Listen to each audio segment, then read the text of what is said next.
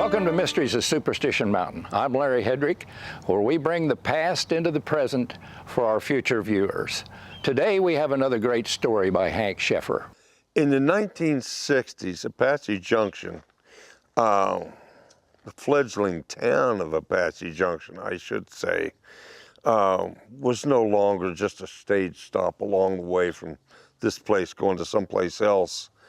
And we've seen in some of the previous episodes, she was on the move. She'd gotten herself, the Apache Land Movie Ranch was put in, so she was trying to grab some of that business from California.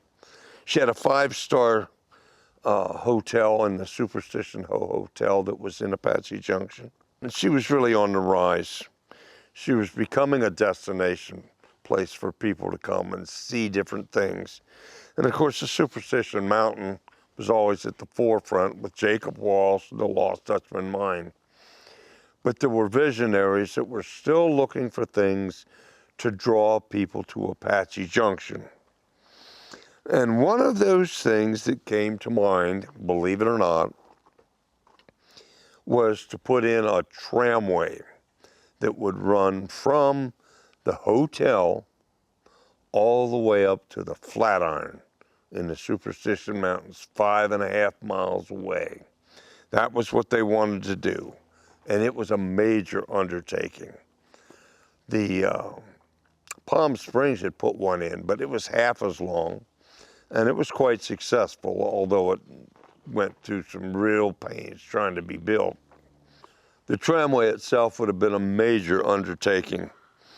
Also proposed with that whole thing was that they wanted to put a restaurant, a rotating restaurant, on the top of the Flatiron that would serve high-dollar food up there. And they'd have lights and all that sort of thing going on. And they wanted to put a walkway so that you could walk around and observe the wonderful views around the top of the Flatiron. Of course, not everybody believed that that was something that the town of Apache Junction could actually support. There was no way it was anything like the tramway over in Palm Springs, California. And even for that one, the one over in California, that was not real free sailing for them either. They had a tough time getting it put through. They'd put an enabling bill through twice, and it was vetoed by their Governor Culver Olson over there. He didn't want to do it. And then with the outbreak of World War II, even the plans that were put through to work on were canceled because of the war itself. The tramway vision didn't die, though. It stayed alive in 1945. A new bill was passed, and this one was signed by Earl Warren when he became governor. So the point is that the bill had passed after Earl Warren had signed it. Technicians got busy and they put things together, solving problems. $250,000 was spent. And they needed monies to actually build a thing. Now, bear in mind, this is over in Palm Springs, California. They needed $8.5 million to get this thing going with revenue bonds. So they passed that. But then the Korean War popped up and that caused a delay. The ambitious program, though, came back into being in 1961. To their credit, the Palm Springs tramway was built, it's been successful, and they paid off all of their bonds by 1996. Well, apparently Apache Junction people thought maybe they could do the same thing, the ones that were all for it, not the ones that were against it, obviously. And so they were trying to do the same thing.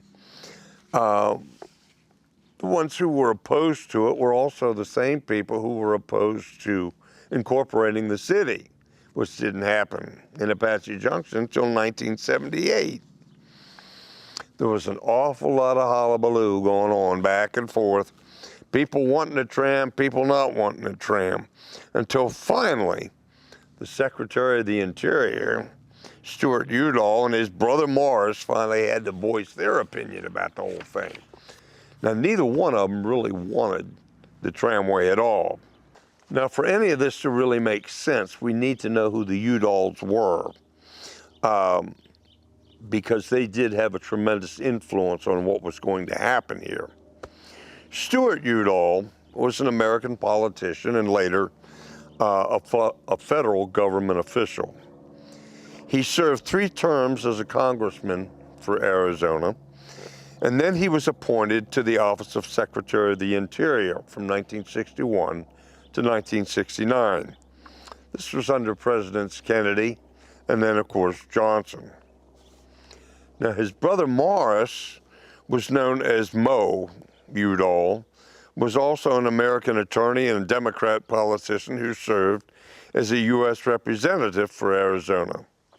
In 1961, Mo Udall won a special election to fill the seat that had been vacated by his brother as a congressman for Arizona's 2nd Congressional District. He was quite popular because he was a conservationist, and he loved protecting anything that was environmental. He was protecting it.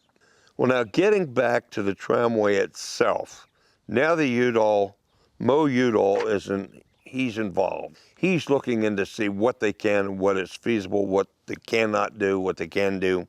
And what he found was that the majorities of the lands going from the hotel up to the Flatiron, the majority of that land was designated R2, and they could build their towers, of which they were going to need 10 to get up to the top of the Flatiron. A lot of towers had to be built to carry that cable. Now, the only problem with the whole thing was that the Flatiron itself was not R2 designated. It was part of Superstition Wilderness. And there's no way that the Forest Service was going to let anybody build anything of that nature on their lands. It just wasn't going to happen. Now, both of the brothers, the Udall brothers, were against this whole thing to start with. And so what they decided to do was find an alternative to see if they could get people happy with something different. And what they came up with was somebody somehow donated 320 acres for a national recreation park in 1967. So you can see this has been going on for a while. The BLM later turned that property over to the state of Arizona, who in turn became responsible for maintaining a park. Well, that's what happened.